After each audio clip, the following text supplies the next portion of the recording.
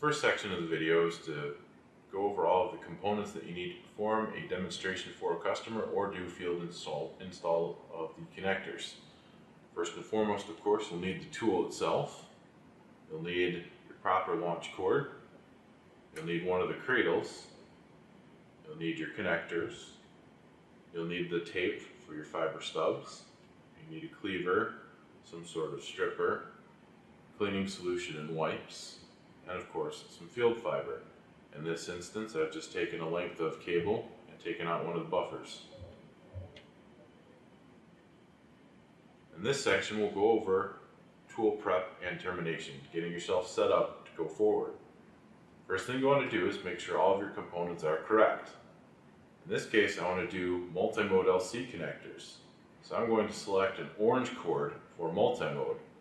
As you can see here, the yellow cord is indicated for single mode. There are two different types of adapters on the end. Current kits ship with amber housings on both of them. As you can see, one is a little more cloudy than the other one. This more translucent amber connector adapter is for SC terminations, and this is for LC. Future kits will actually have a metal adapter on here. It's an easy way to tell which cord you're using at the time. Another important thing is the cradle. Notice there are two different colors. There's gray and black. The black is for LC, and the two gray cradles, in this case an SC, and then there's the ST one. You can also see on the posts is the two-letter designation of which type of connector you'll be doing. In this case we're doing LC, so I'll use the black one. Let me get rid of my single mode cord since we're not using it for this setup. Now, first thing you'll want to do, put in the batteries. They are lithium batteries. Please make sure they're arranged correctly. You'll need a small Phillips head screwdriver. Then you want to power up the tool and make sure your settings on the screen match what you're about to do. In this case, you can see the form factor on the screen is an LC form factor, and it's a sort of aqua color indicating that it's multi-mode. If I was going to do a different type of connector, I would use the button to arrow up to the three dots here, and that's where the settings are. And I'd go down to connector type, and this is where I would change my connector type, whether it's multi-mode or single mode, and then the orientation for the fiber. In this case, since I want to insert the fiber from the right, I'll leave it right. As an example, I have changed the setting to single mode, so that when I go back to my main screen, you can see the connector is now yellow, again indicating that we're using a different type of connector. In this case, since we're going to do multi-mode, I'm going to go back and reset it.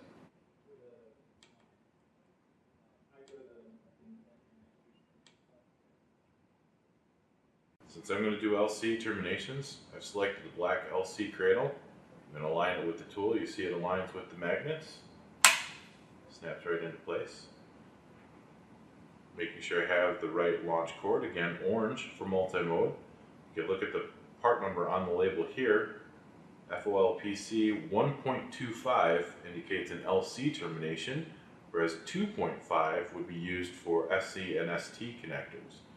MM at the end of the part number means multi-mode, again with the orange cord. If it's at SM, that would be single mode and would have a yellow cord. The first thing I'm going to do is clean the end faces on my two ferrules. Spun off the adapter.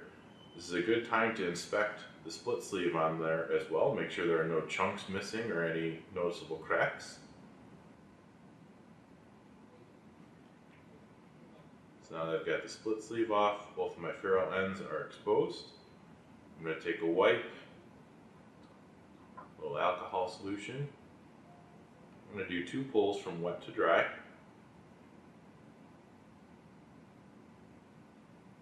This is a good point if you have an end face scope. You'd want to check and make sure there's no debris on either end. I'm going to put my split sleeve back on the connector end. I'm going to put the adapter back on. Hand tighten, don't tighten it down too much. I'm going to go ahead and install the LC end, the top of the tool here.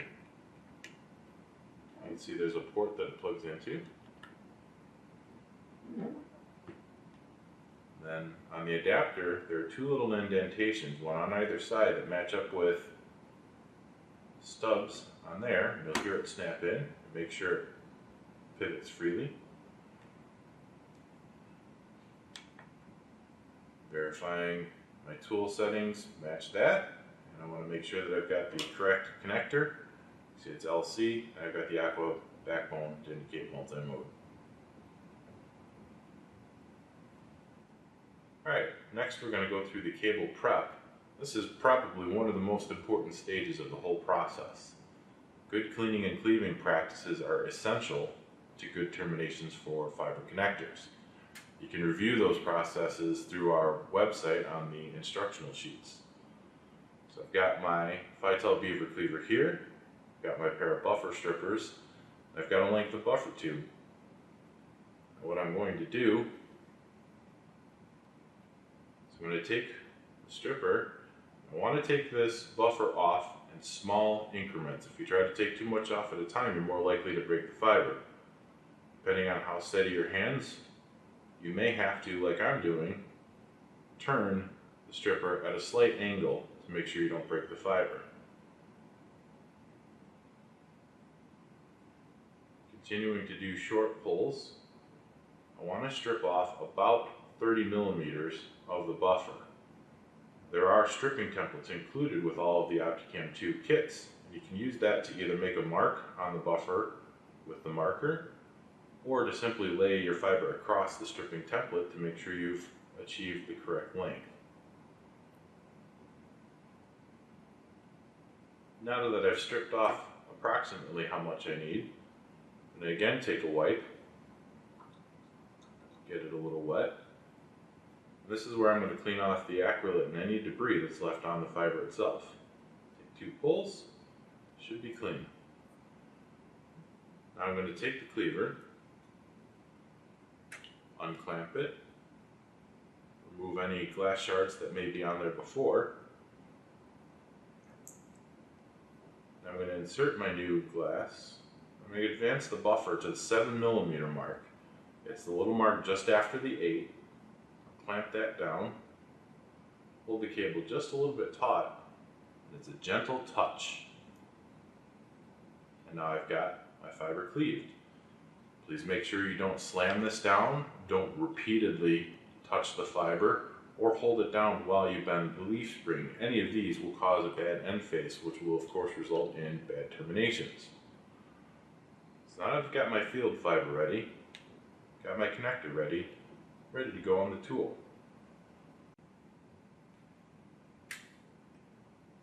Alright, now that we're ready to do some terminations, let's power the tool up. Again, making sure that my settings match my intended termination. It's an LC form factor, it's aqua for multi-mode, matches my connector, got the multi-mode cord, ready to go. First thing I'm going to do, as the screen indicates, load the connector. Slide the ferrule into the adapter in the upright position. I'm going to lock it down. You'll hear a slightly audible click as the backbone locks in. With the next arrow highlighted with the square, I'm going to press the button to go to the next. The tool does a brief background test and it tells me it's time to insert the fiber. Taking my field fiber, I'm going to insert it in the side of the connector here, making sure to get it in the insertion tube and not between the insertion tube and the backbone. As I insert the fiber, the commands on the screen will tell me when the field fiber and the stub fiber inside the connector are properly mated, and it's time to cam and test. So, I'm going to rotate over, that cams the cable, I'm going to press the button to test. The immediate calculated insertion loss value of 0.17 tells me I've got a pretty good termination. If the number was higher, say 0.35 or higher, I might want to redo that termination again. I have a couple of options. I could either go over to this spinning arrow thing here, and that says retest, or I can cancel to go back to this beginning of that process and start over.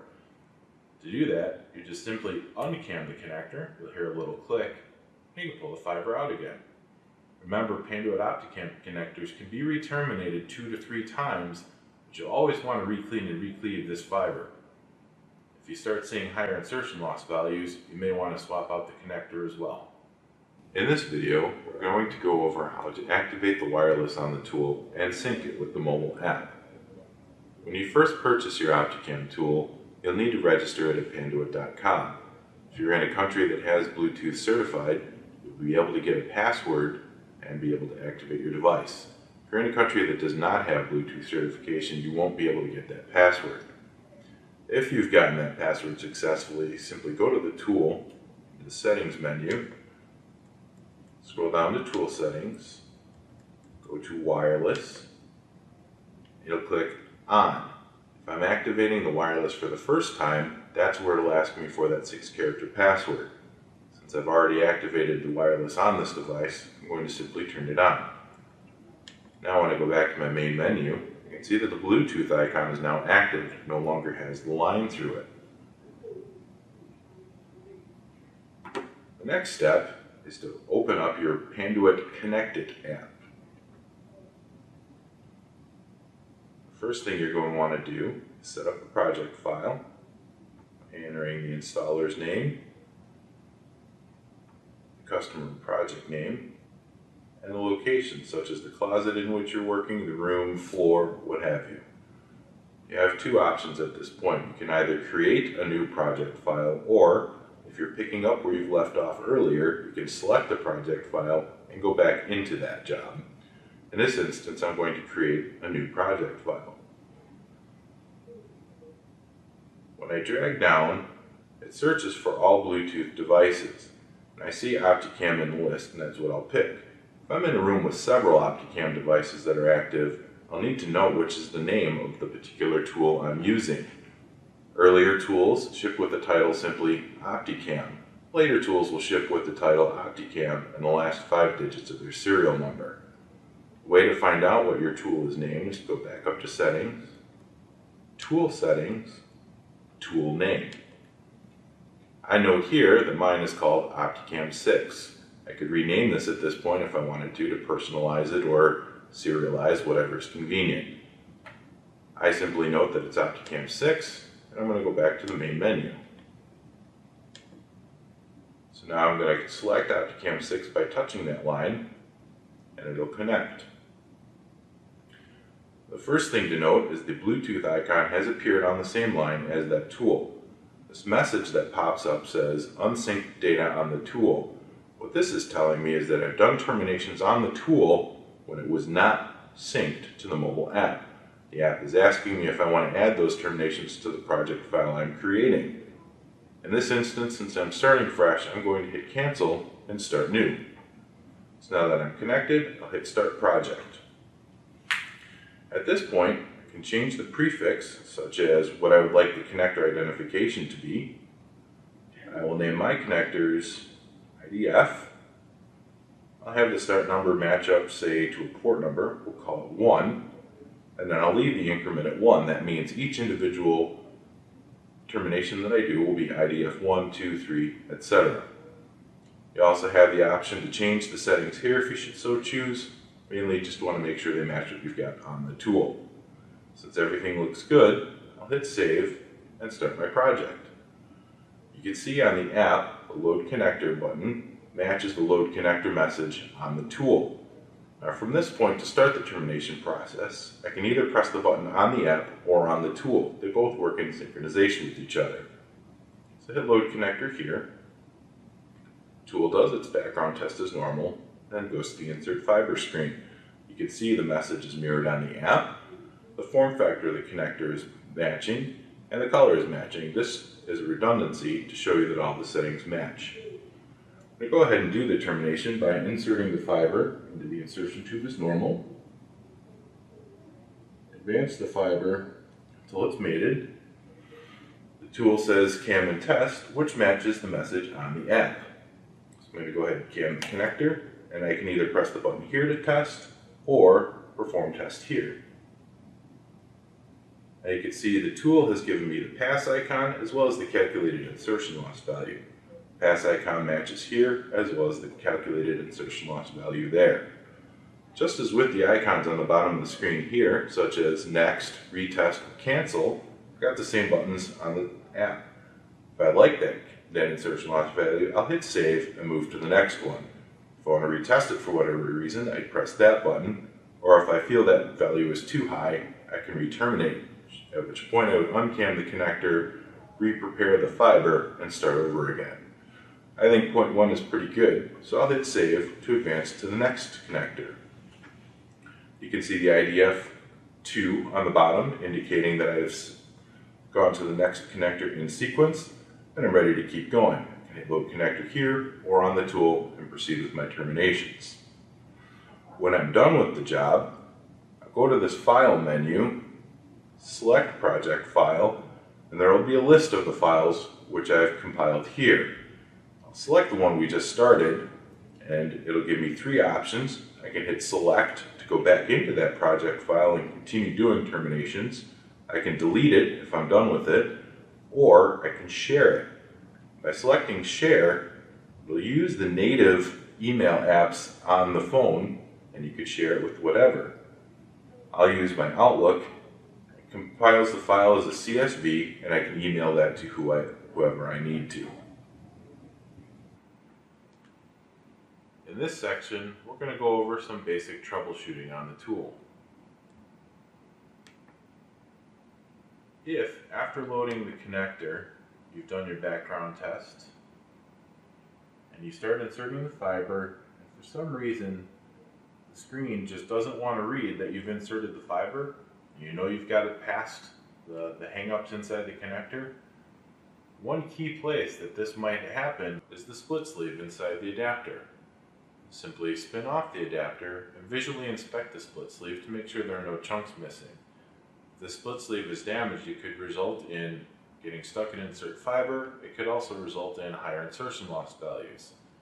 If that is broken, simply pull the split sleeve off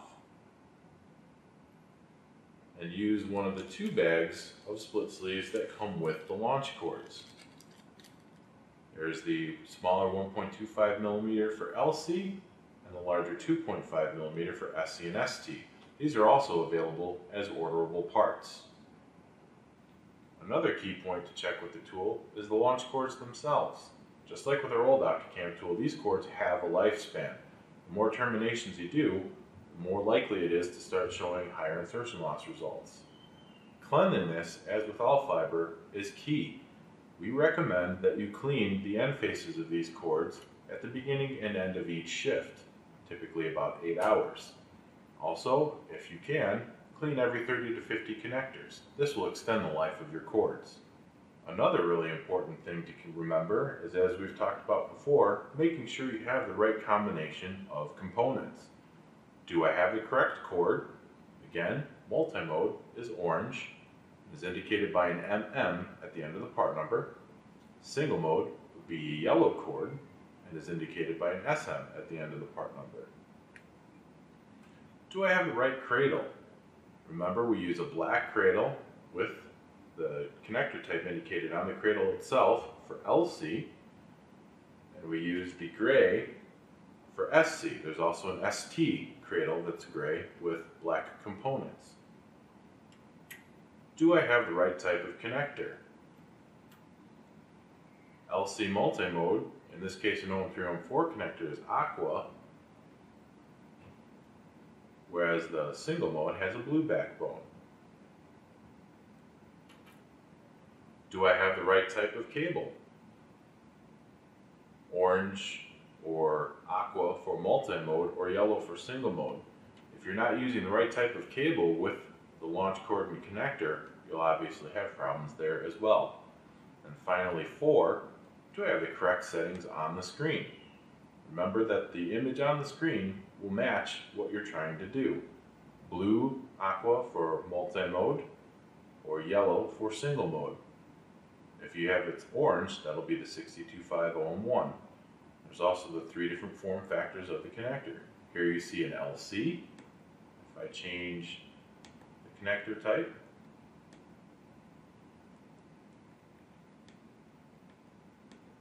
you can see the form factor changes there.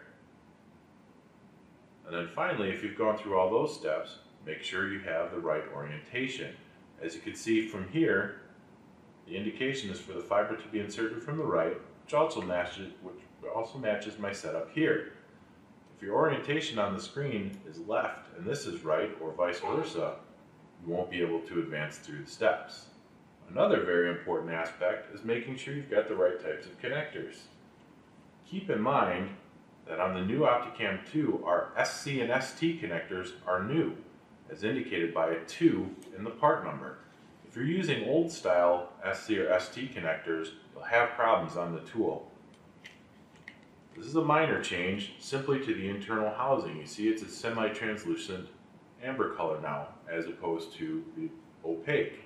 Once you put the shroud on the outside of the connector, you won't even be able to tell the difference. This is very important when trying to terminate on this tool.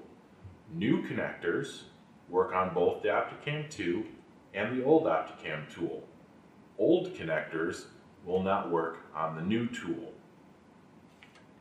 LC connectors remain unchanged. Another thing to consider is the connectors themselves.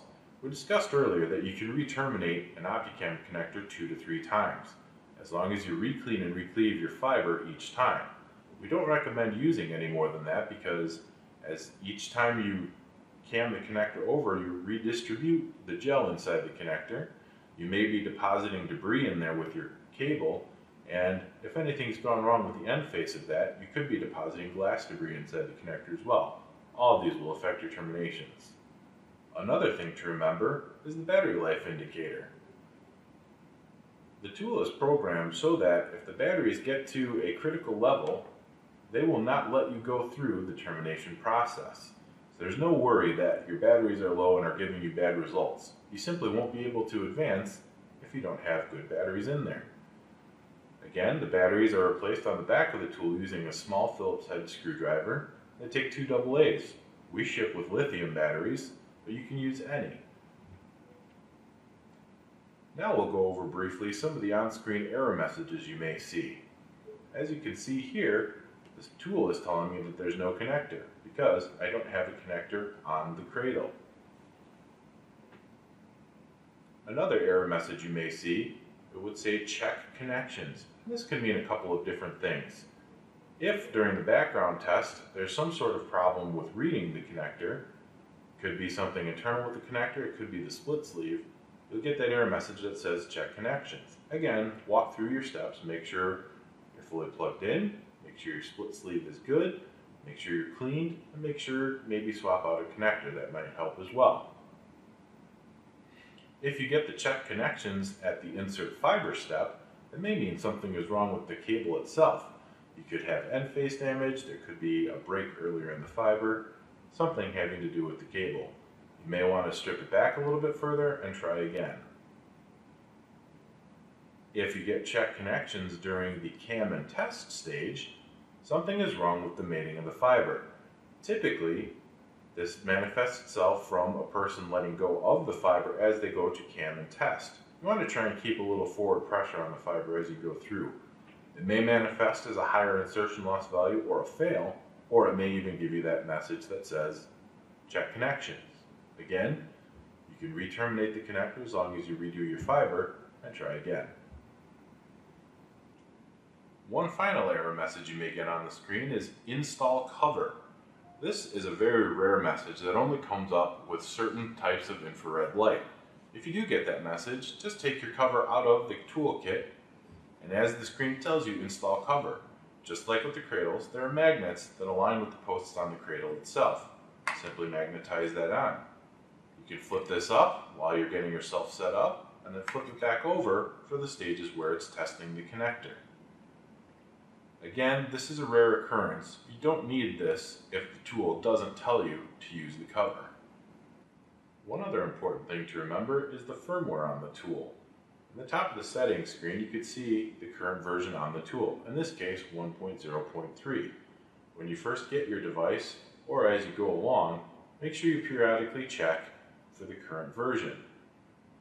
This can be done on Panduit.com on the downloads page. Follow the instructions there to download the firmware to your computer and then from your computer to the tool. This is done with a simple power data cord available for most mobile devices.